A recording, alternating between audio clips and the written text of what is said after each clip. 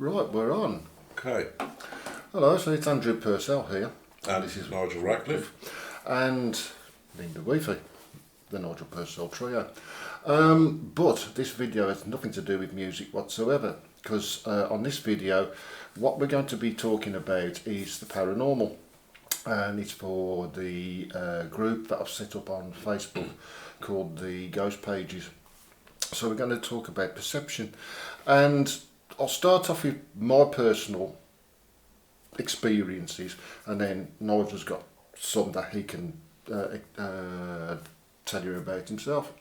Now this is going back to the first time this ever happened to me.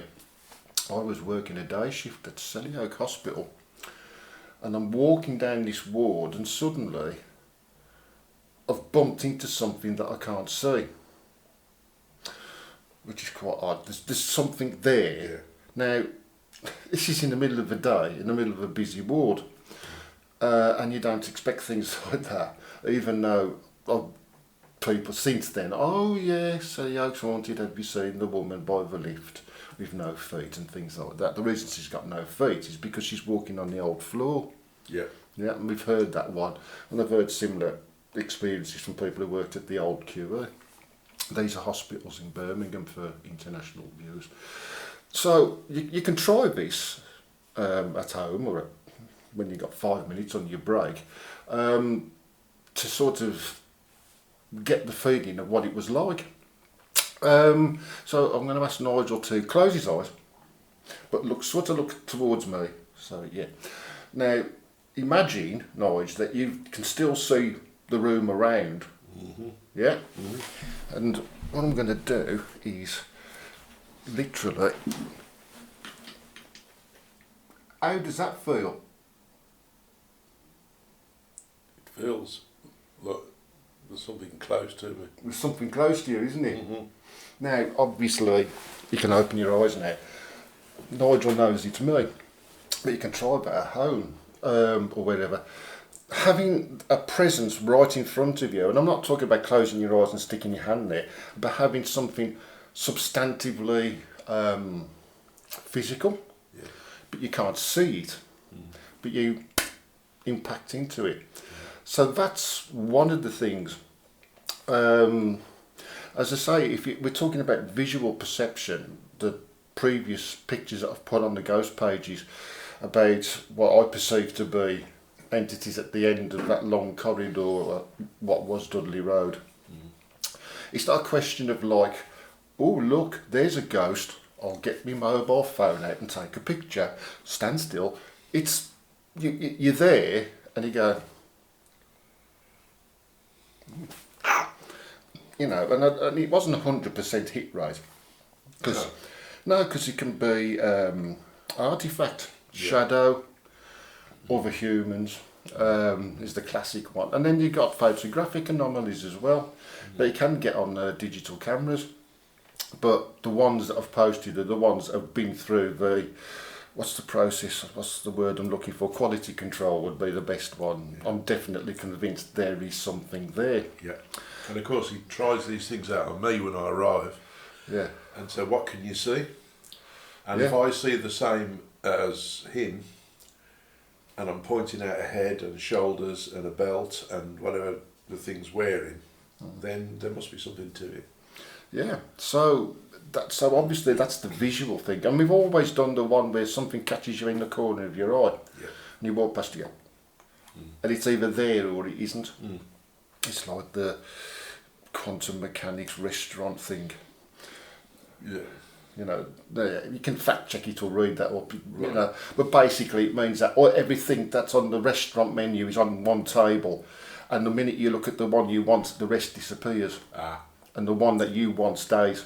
Yeah. It's that kind of blink of an eye movement like that. Yeah. That's a classic one. The other one, obviously, again, is auditory. And again, I won't stick my head in front of it this time, but you can do it at home. You can do the same thing, but this time you can whisper the other person's ear into their ear or near to it, their name, but they've got their eyes closed, but still imagining that they can see everything. classic one that is. Someone comes up and goes, Andrew, in your ear, which has happened to me at a particular place, which I won't mention.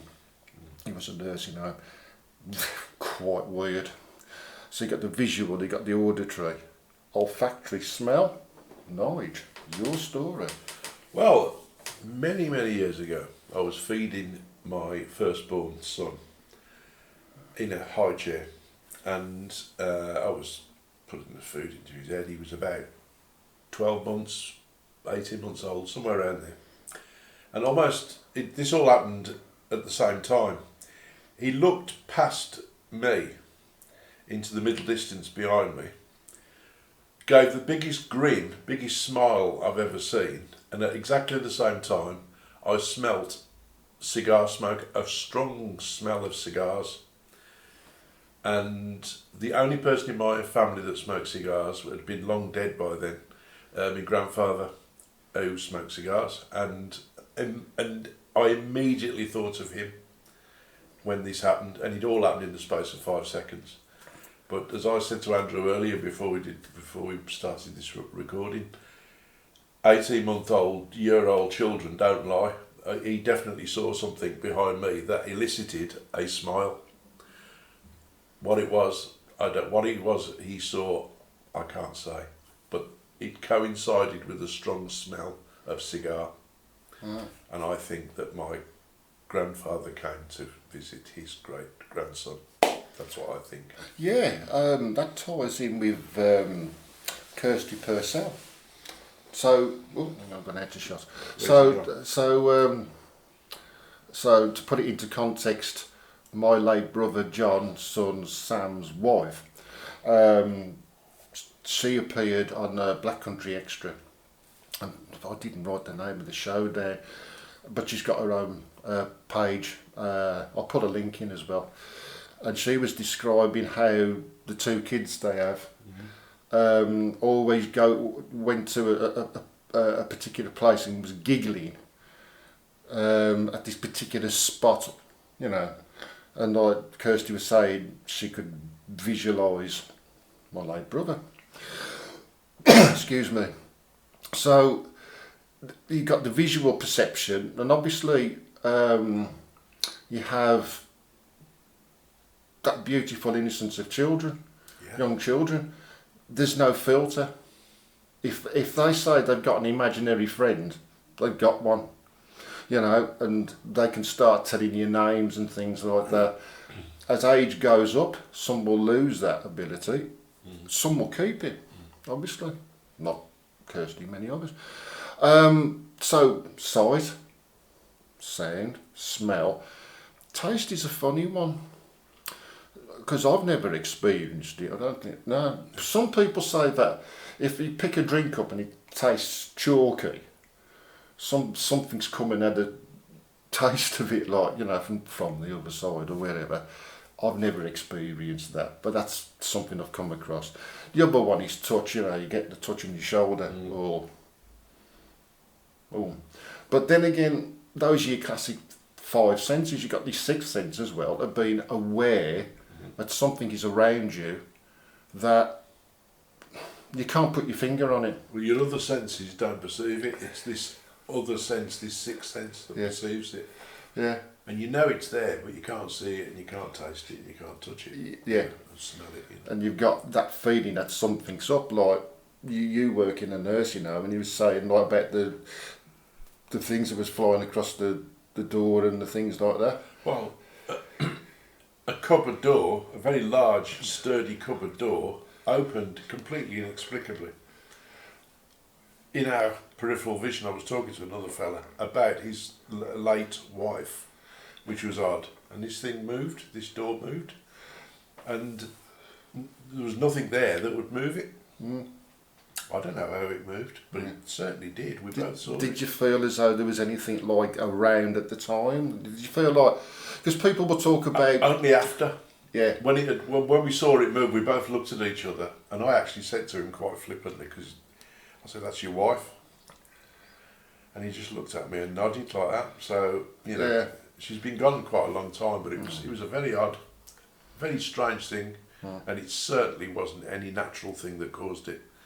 Whatever caused it was something that was supernatural, I would say. You'd say so? I would, in my judgment. Because people will say, well, was there a faulty lock on the door?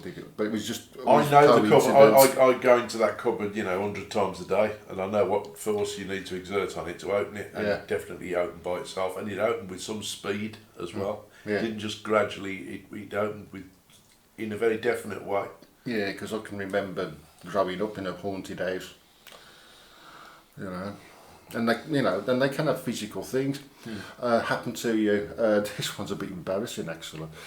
I'll probably get some ridicule for this, but I'm going to tell it anyway, because around about age 6, 7, maybe 8, where we lived, we had there's the classic one, there was a back scratcher that sat on a wall on top of a silver foil dispenser. You can screw it into the wall and rip it off, and this thing would fly like that. So you can't sort of sneak up and like that. Yeah. It literally in front of you and things like that. Yeah.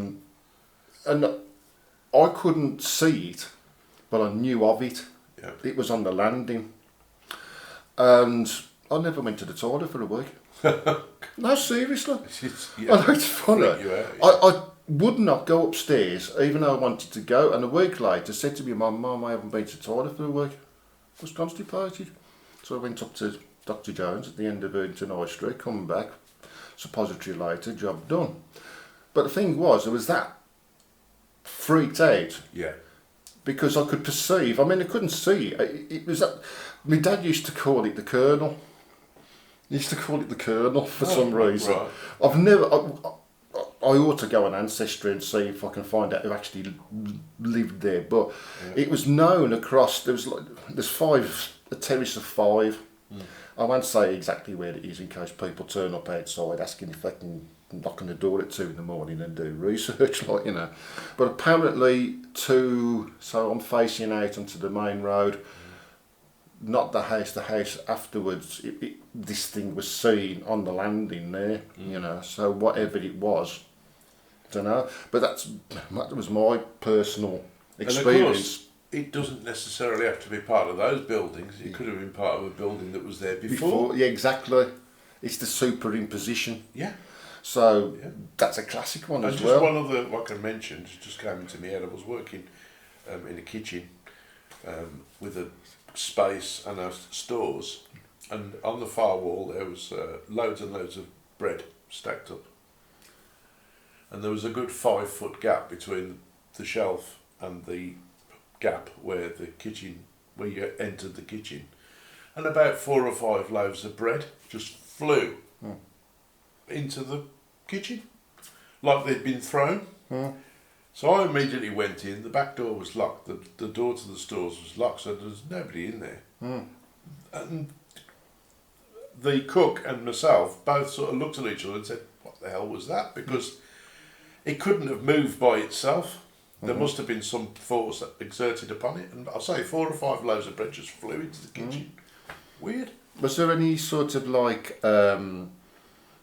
again, did you get a feeling that there was something in there, or...? There was no warning, Yeah. and I felt a bit freaked when I went in, but not because of what I could feel, it was because of what I'd actually seen. Yeah. I'd seen 4 loaves of bread move by themselves, just flew across the kitchen, and I'd picked them up and put them back and thought, what the hell's going on here? Because some people will say that there's temperature inversions as well, the room suddenly gets incredibly cold. I have experienced that. And I've experienced knowing when someone's died in a nursing home. That was a freakish one of a lot. I really did make people upset. I said, someone's gone here. Because these were in the days when you could have a smoking room. And I said, someone's gone. And it was somebody on the first floor. But I could tell the person was there at the time. So, obviously, it freaks people out, and in later posts, I'll come back to things like that. The face in the window one will be one, the orb one will be another. There's one other thing. Oh yeah, And the other thing as well that we've had in this room is the mysterious one. Yeah, right, was it the beginning or the end of the track? It's right at the start. Right at the start, yeah. One. Yeah, and we've got that recording, so I might probably attach it to the end of this video and do another one, and I'll show you what was happening, because obviously the microphone's live, it's open, we're recording, but when we're doing anything else, the microphone is off to nil. Yeah. And if the microphone had been on, you would have heard on the guitar take, you would have heard you playing. Yeah. So you would have had two sound sources, but there was only one. Yeah. You know. Very odd. We both spotted it as well. So yeah. Yeah. What's that? So anyway, so basically we've touched on the senses and probably what you would say a sixth sense as well, that sense of it's behind you, and obviously I've posted that picture about it's behind you. So, and there'll be another It's Behind You picture coming up in future weeks. So that's it really for this one. So please share and comment, and maybe if anything else happens, we'll do another video like this. But yeah, and if you're not part of the group, get involved, and it's a safe place to do it. You know, it's not there so that people can ridicule you, or you might think, oh, I'm going to be embarrassed if I post something, and you know, it's not if I see anything like that, they're out. They're out the group. It's meant to be a place for discussion about your experiences and what you think they are, or can you come up with a rational explanation for something that you think has happened, which is just as valid, I think. Yeah. More so. It's more important to disprove these things, and the point is when you get to the point where you can't disprove them, that's when it enters a different realm completely. Yeah. Because then you're in the realms of it happened, and we really don't know how it happened. Yeah. And that's important. And you can't explain it. Exactly. So yeah, thanks for watching. See you soon. Bye.